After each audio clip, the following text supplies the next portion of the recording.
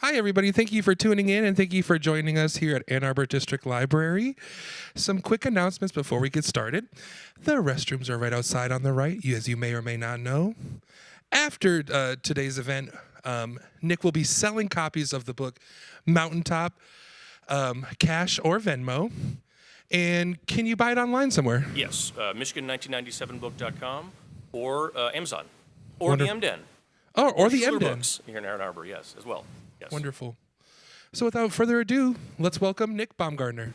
Thank you, Jacob. I appreciate it. Thank you. Judy's here in the house, of course, with us tonight, and everyone online watching. I really appreciate it. Thanks to the Ann Arbor Library for having us out here. Mark Snyder and I, of course, worked for about 2 years on this book project, which I was a kid who grew up in the state of Michigan. I remember this team very fondly. Like a lot of you, I always tell people when we did the reporting on this, this was the last jobless year of my life. I was like 13 or 14 years old, so I watched every game of this season like everyone else. So when Mark approached me about it, my first thought was, surely a book's been done on this thing. Like 97, it's been 25 years. And the reality was it hadn't. Lloyd Carr, as many people know, was the coach, obviously, of that team, College Football Hall of Famer. But the one thing that's interesting about Lloyd, or one of the many things I should say, is that he's not really a self-promoter. He's not really a guy who goes out and wants to push anything about himself. I think that he had opportunities maybe to look at maybe doing a biography at one point. Mark actually talked to him about that, but they thought maybe that wasn't a great idea. But really, Lloyd's not really, he retired. He went away, and that was the end of it. But this book sort of, and all these stories sort of lay dormant for 25 years.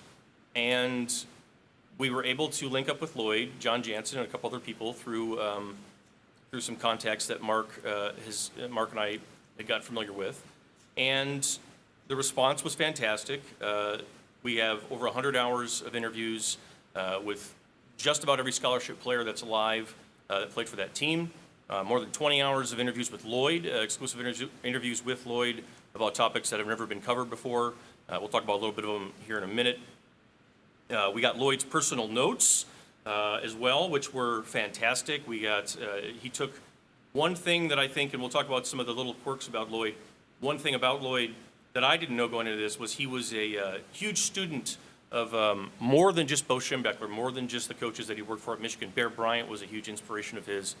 And one thing that he picked up in reading reading many books about Bear Bryant was at practice, when you're teaching and you're coaching and you're observing, you forget so much of what you're doing. You forget these little moments that add up to huge things. So he got a tape recorder in 1995 when he took the job. And at every practice for 11 years, Lloyd had a recorder, walked around, went to every position, and made notes about everything that was going on with every player, every coach, every staffer. If he found trash on the ground, he made a note to tell the janitor to pick it up. If a kid was sloughing off in a special teams drill, he made a note to tell himself later to tell his coach. If a kid showed great promise in one drill here, Lloyd made a note here, maybe we can move this kid, maybe we can do different things. And so we have notes from 1996, 1997, and I think there's even some from 1995 in there, really to get a stream of consciousness of everything that was going through Lloyd's head during that season, which for me, and obviously Michigan just won the national championship, of course. The timing of our book was pretty cool that we got that to work out.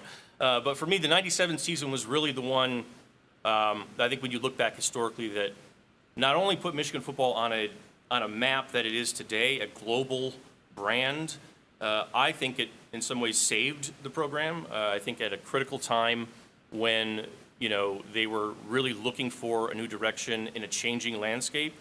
And really that starts with Lloyd, and that's what really when we do these talks, a lot of it is about him, and he gets mad and won't like it, but that's really the situation. And that's why we were able to get, almost 100 people to talk to us, because Lloyd is such an important figure in these people's lives, and he came along at a time when the program was struggling. The program was, like I said, it was looking for guidance. Gary Moeller, his best friend, had just been relieved. And 1995, 1996, 1994, 1993. There are 4 straight years of the 4 lost seasons. Everybody remembers that. The M is mediocre for Michigan. Lloyd, of course, is part of that. He's a defensive coordinator in 1994 for the Cordell Stewart play, the Hail Mary, the Miracle of Michigan. Still a thing that he gets upset about when he talks about to this day, well into his 70s. But he was around those guys, and he was around that group. You're post-Schembechler, you're trying to rediscover yourself, you're trying to find new path as a program. And there really wasn't anyone pulling the car over, as old John Beeline used to say, to let Michigan sort of back on that dominant road, which meant Lloyd had to find his own way. Gary Moeller, of course, is the coach. He's relieved in 1995 after having an episode there at the Excalibur restaurant. And so that's how Lloyd gets the job. Didn't want it, didn't ask for it. They didn't want him. They didn't ask for him. And they made it very clear, it's written in the book, explained very thoroughly on the multiple ultimatums that Lloyd coached under during his first couple years at Michigan, ultimatums from the athletic department and the president's office, because frankly, they just did not think he was the guy that was fit to lead that program long term. It was a spot in the moment. Gary Moeller was out. We need someone to stand here, take the mantle, and move forward. And so that was Lloyd. But really, I think long term, they had looked at cutting the Schembechler line in 1995. They had looked at just moving on from the whole thing and starting completely over. You'd had the issues with Moeller, the off-the-field stuff. They hadn't had success in that 5 or 6 years after Bo had retired, at least not the way they thought. So that was really a big thing that I don't think a lot of people quite realize, and that's reported pretty heavily in the book as well. So that's how he starts. And Lloyd starts. He takes the job as a guy that nobody wants, except for his players. He's a former history teacher. Grew up downriver, played at Riverview, and is a guy that, when we got to know him, Mark knew him a lot more than I did before we started. He's one of one, as I like to say. There's not a lot of other people that I can compare Lloyd Carr to, both in his era and today. There's certainly no one like him today, a coach that put his players first in everything that they did, be it for the betterment of the football team, and sometimes if it was going to hurt them, but also help the kid. That was how the driving force was. It was one of those things that the game sorely probably misses people like Lloyd in it today. But in any event, that's how they go through it. They start out in 1995, I should say. They go 8-4. 96, they go 8-4. They bring back a ton of guys for 97, but again, no one really thinks anything's going to happen there. And it's really the story of this book is the combination of all of these people who are super talented, who don't quite understand, a lot of them are 18, 19, 20 years old. They don't know where they're going. They're hearing the noise from the outside, including their head coach, who's being doubted, and they pull themselves together, and they find a way to march through it. And this book is just filled with great, stories of guys' memories from games, coaches' memories from games. We've got some great stories about the Penn State game in here, the legendary Judgment Day game, of course. And yeah, just a ton of great stuff. And really, I think the other thing I would say before, and we can do some questions if you guys have any, is the characters and the people. And I've thought about this a lot in recent weeks. Like, Michigan just wins the national championship, right? And I think this team was special for people today, and they're going to remember this team years from now because you've got guys like Blake Corum, and guys like Trevor Keegan, or guys on defense like a Michael Barrett, who played here for 4 years and 5 years or 6 years in some cases due to the COVID situation, and really were on their butts, for no, lack of a better term. 2020 was a nightmare. It was everyone doubting them, hell raining down, everyone needs to be fired, right? And at that point, when you're at your lowest of your low, there's really nowhere else to look but internally. And what that group just went through and finished the other night is very similar to what this group went through in 1997, in that Michigan was really a program that was not considered to still be one of the, in 1995, if we're going to talk about the modern time of it, sure, they were still a powerhouse, but it's like they weren't winning national titles. Florida State, other places were doing this. It was growing in other areas. And they put their stamp down at a time when the game was really changing, and I think this team here currently did pretty much the same thing. So, excited to answer any questions if anybody has any here. I know we're a light crowd tonight, but ma'am, right here. Oh, I'm sorry, you gotta talk to the mic. Oh, yeah, we have a mic as well. Watching Sorry, online, 1 second. We've got the. And the only way they can hear is Yeah. if you talk in a mic. So, yep, here you are. Hello. My name is Mary. Hi, Mary. I don't really know a lot about sports, Right. but, This is a leadership book as well.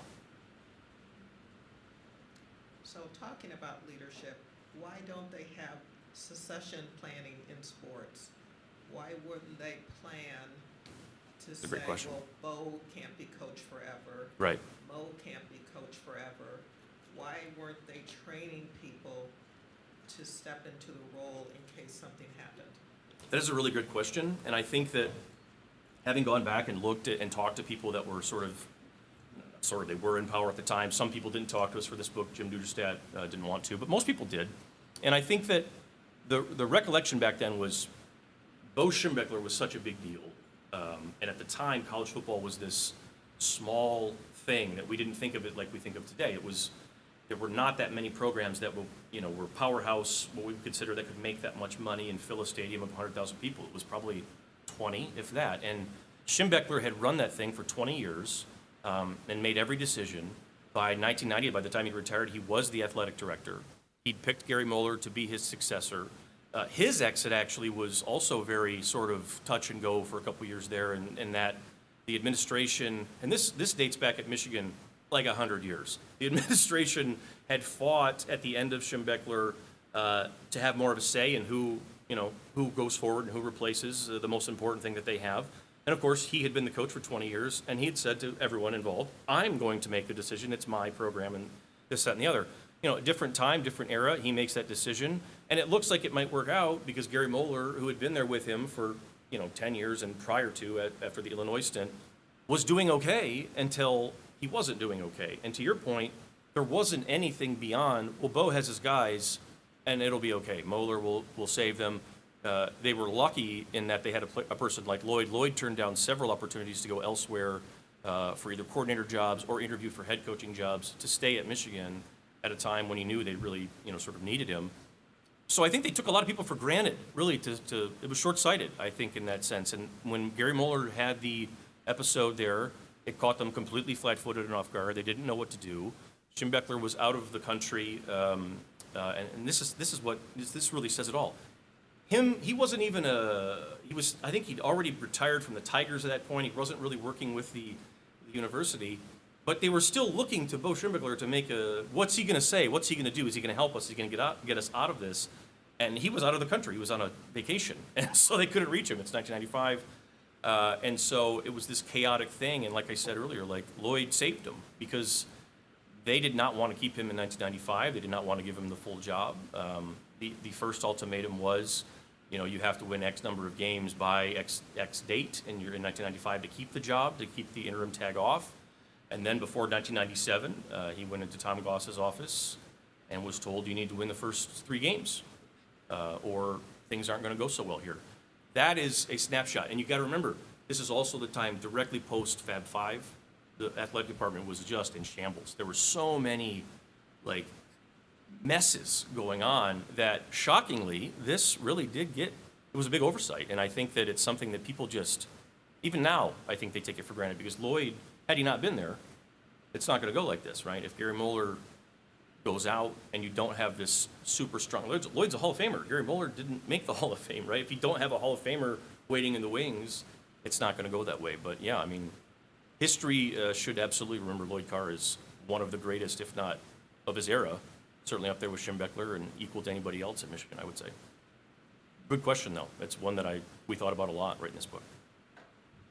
Is there a particular tidbit or anecdote from researching for the book that sticks out to you as kind of the most interesting, or just a little morsel where you're like, whoa? Yes, actually, there's one guy in general, and I'm not sure how many people know much about him. Mike Gittleson is his name. He was a strength coach at Michigan for 30 years. That's probably wrong, the number, I'm not sure, but it's a lot. It was the 70s all the way through Lloyd's retirement. So 4 decades. Mike was the first ever college football strength coach, the first of his kind. He invented the profession. There was never, Bo Schembechler hired him in the mid-70s to be what Mike will call a dumbbells coach, somebody to help the guys train and teach them how to lift weights. But at the time, weight training, run training, wind training was not something it was just what you did in your spare time if you wanted to be a good player. It wasn't really, it's still not really technically required.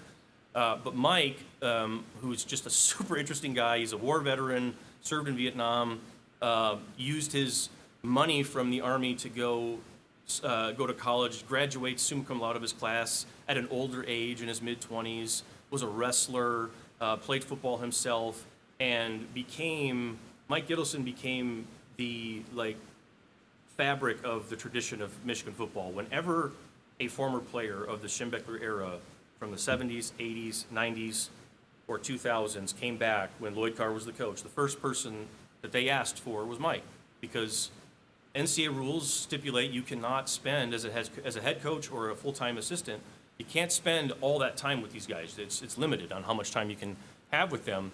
Mike's wasn't. It was as much as you want, and he was with them in their most delicate moments of growth and struggle. And your strength trainer and your strength trainer is probably the hardest on you, but also the guy that picks you up and keeps you going forward. And I think that the stuff I learned and the stuff we learned about Mike and his thread through the whole thing, and how the reason why guys in that era came through here and just wanted to win for the school and wanted to win for the program. Bo had a big part of that. Lloyd had a big part of that. A lot of people did. But Mike Gittleson, I think, to me, had a bigger part than anybody. And it's the most unsung thing of all time. He did 2 interviews in his entire career, and one of them is for our book. And this is the longest one that he's ever given. We've got great stuff from Mike about working with Charles Woodson, that whole team in general. But just you talk about, Greg Harden is another guy that people bring up a lot, that I know he and Greg just wrote the book recently, and Desmond Howard obviously talks a lot about Greg, Tom Brady. Mike is that guy, but in the weight training sense, and he doesn't write books. So it's just a very different story. But he was my most fascinating part of the whole thing, was just to learn how, he would have discussions about kids who didn't know their father, and their father had recently maybe come into their life and wanted to get to know them. Stuff about that, like how do I go about this? Troubles with, girlfriend, whatever it may be, real life stuff. They went to him 9 times out of 10, still do. A lot of these guys, guys like Eric Mays is a doctor now, doctor in an educational world, I should say, who travels the country and does a lot of stuff with educational equity. And all these guys, John Jansen, of course, is on the radio now. They all still call Mike for advice on anything and everything in their life. And I think that's the cool part, is there's a thread through all of them. They're all bonded together. And it starts with people like that you don't quite ever really know the story of. You know what I mean? Pretty cool.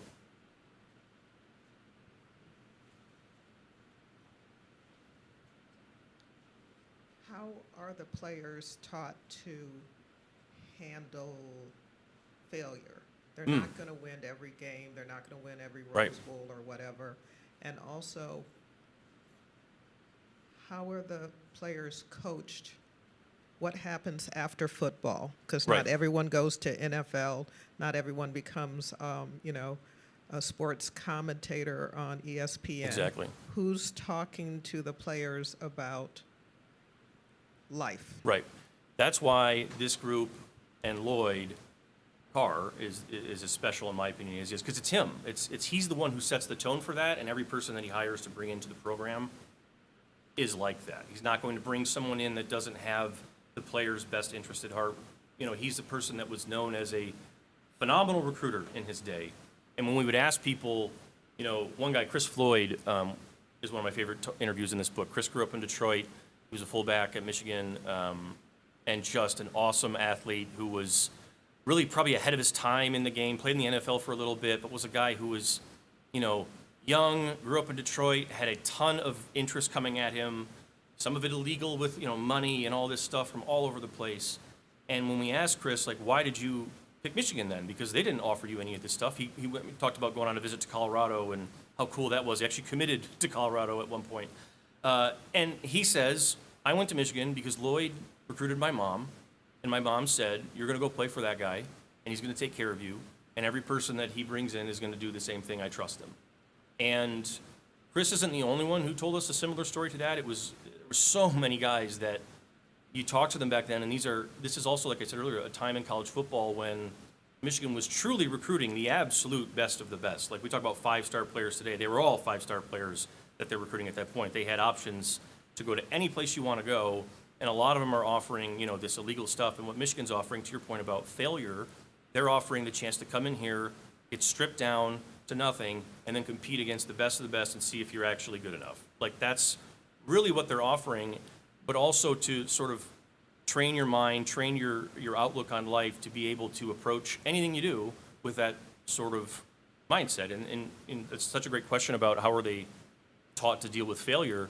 And I think that, when you talk to Lloyd, they're taught to embrace it. They're taught to understand that it is not only part of the game, it's inevitable. It is literally why you're here. You're here to get better every day, and the only way that's going to happen is if you go out there, fall down, figure out why you fell down, get up, do it again. Maybe you fall down again, but maybe next time it's not as quick. And I think that was the challenge that they laid to guys pretty cut and dry. It wasn't a lot of, you're going to come here, you're going to go to class, you're not going to swear, you're going to watch your language, you're going to treat people right with respect, you're going to say thank you and no thank you and yes sir and yes ma'am and all that stuff.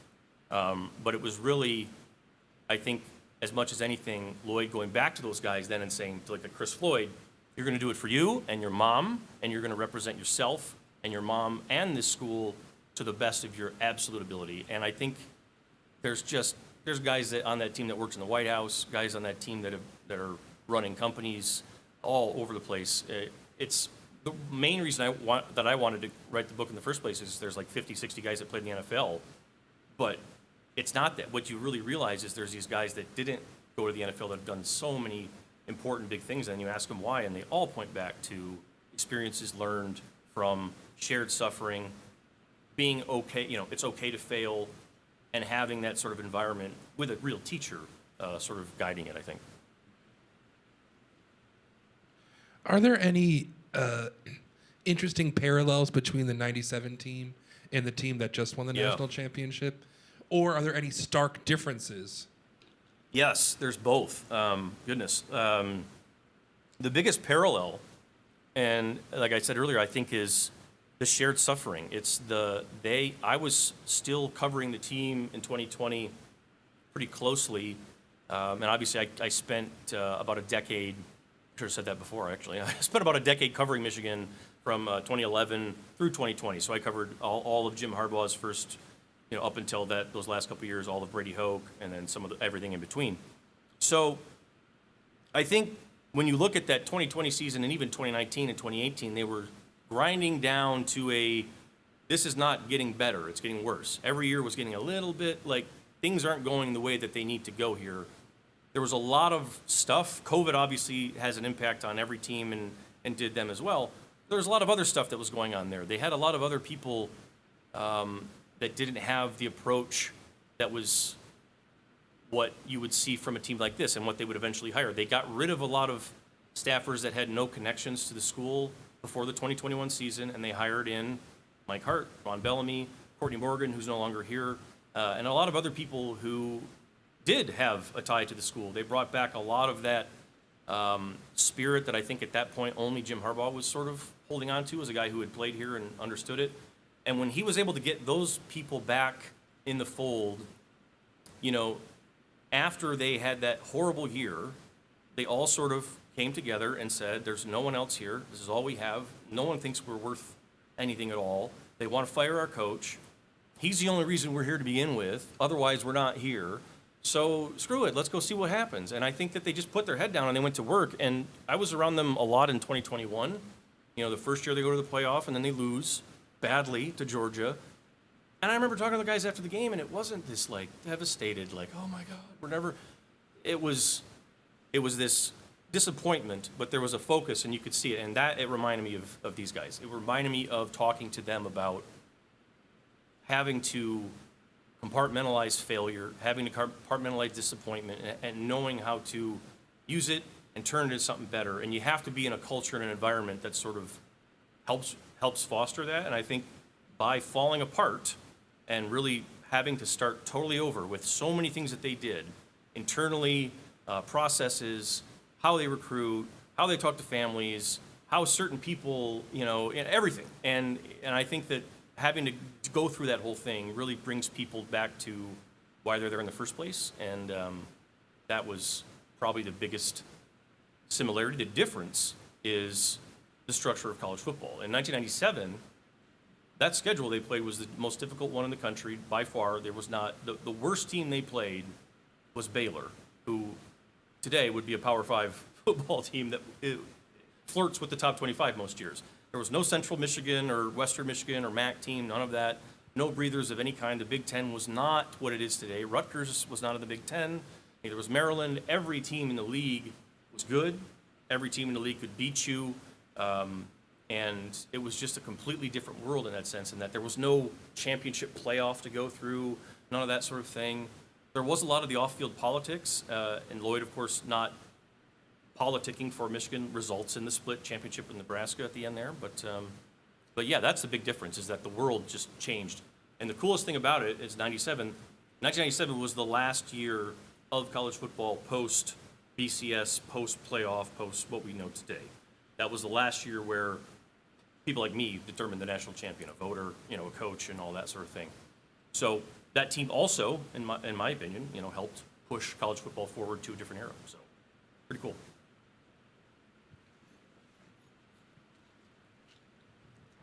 I think we've gotten kind of blasé about watching gladiator sports. Yeah. You watch sports on whatever, Saturday afternoon, Sunday, you go have some beer, you have your chicken wings, whatever. But when that football player got hit and went into cardiac arrest on the field, and thank God they recovered him and he survived and his brain is intact. But then you kind of realize this is really a violent sport. Yeah, brutal. Has that changed your idea about sports? Do you see families or even the players asking about the safety? Oh, yeah. Because in the past, people didn't think about dying. No. They thought, well, you might end up with a bad hip or a bad knee. Right, or but not be able to walk. people did not think about dying for the game. So I'm just wondering about your thoughts on that. It's, and there's actually in our book, we tell the story of Dadrian Taylor, who played on that team and who had the big hit against Penn State, ended up having a neck injury resulting in a halo, ended his career. It was the last play he ever made. Dadrian's fine now, lives a happy life, but that was the last play he ever played and had to retire. And it was one of those things where back then people, like you said, they just sort of, and we talked to Charles Woodson about that, and he was like, I remember looking over Dadrian on the ground when he was out cold and everybody was standing around him, and he's like, I never want to play again. I never want to play this game again. I'm terrified, But they do the same today. They find a way to compartmentalize and go through it and move forward. The conversation has absolutely changed, and it's made them, I think, ask themselves, do I really love this? And is this really a passion of mine? Because it's a passion, and it's a thing that people are born with gifts to be great in, but it comes with a big, big cost. And it comes with, often, not often, maybe often, it comes with a huge cost, your life, possibly, right? And I think that is the choice that a lot of them today, with the education that we've seen make, thankfully. Now, I would say, I can remember, I want to say it was probably 2012, maybe 10, 12 years ago, right? And concussions were becoming this was before the movie came out, so concussions were still being talked about, but not quite. I was at a recruiting camp, and all the college coaches were there. I think Brady Hoke was the coach at Michigan at the time. Urban Meyer was there, Mark Tantonio. And they had a guest speaker, Lem Barney, who played in the NFL forever with the Lions, and he'd retired. And he came in there and talked to everybody and shocked everybody, really, about concussions. He talked about all of the stuff he had dealt with, all of the concussions he had just discovered himself, and told us all that day. It was very one of those uncomfortable but real moments, right? In 20 years, I'm not going to have my facilities, and we need to start thinking about safety and is this all worth it? And I never forgot that one, and I've always thought about that. And obviously, that's a conversation that has gotten far more intense over the years, thankfully. But back then, even this was 2012, 2011, and people didn't want to hear it. They didn't want to hear it then. And it's something that is still really touch and go. But I think that's why this, and not everybody in football obviously has the best intent, right? Especially in college, as we know. But that's why I wanted to celebrate Lloyd Carr, because I feel like he is the type of person that should have been celebrated for that, because his, his whole goal with a kid when he brings them into his program is, I want to make this person the best possible person they can be. He was a college athlete himself. He was he went through the whole thing himself. I'm going to go have a chance to do all this, and it's scary and terrifying, and I don't know what's happening, but I just want to get through it to get an education, to have a better life. And Lloyd understood that as well as any coach I have ever talked to in my life, and I think it's because he was a history teacher that taught in Detroit in the 60s and understood, people, really. And I think that when you put people ahead of everything else, conversations like that become a little bit easier, but even back then, no, it was not the discussion that we have today, and it's probably still not there, and will be one, hopefully, that we are at the forefront forever with football, because it has to be. Why is football such a cornerstone of American culture, and why isn't it a global kind of obsession? I think we all wonder that. I think that the big thing with American football is that when you compare it to every other league that we have, it's in college is this way too, the NFL and college. It's the most competitive sport in terms of you don't get another chance. There's only 12 games in a college season. There's only now 17 in an NFL season. Week one is the most important thing you're going to do. Like baseball, it doesn't get serious for 6 months. Like basketball, it doesn't get serious until the playoffs in most of the years. So I think that's the biggest thing. People used to always, and maybe it is the blood sport of it. Maybe it is the collision. I think that's what started it. I think that's what started the interest in it. But I think over time, when you watch, the NFL wasn't always king of the world like it is right now in terms of media and just running everything. Like if you take the top 50 broadcast television events of the last year, they're going to be NFL football games, every single one of them. Like this is not always how it was. I think over time, the fact that other sports just can't offer that drama of like everything is on the line every minute of the entire season, they can't offer that. And I think that's what's sort of overcome the rest of it. But yeah, the collision part of it is still, I think it's, we still see, mixed martial arts is still a huge thing. And that's something that people I remember 20 years ago thought that would never, MMA, that would never take off. How brutal.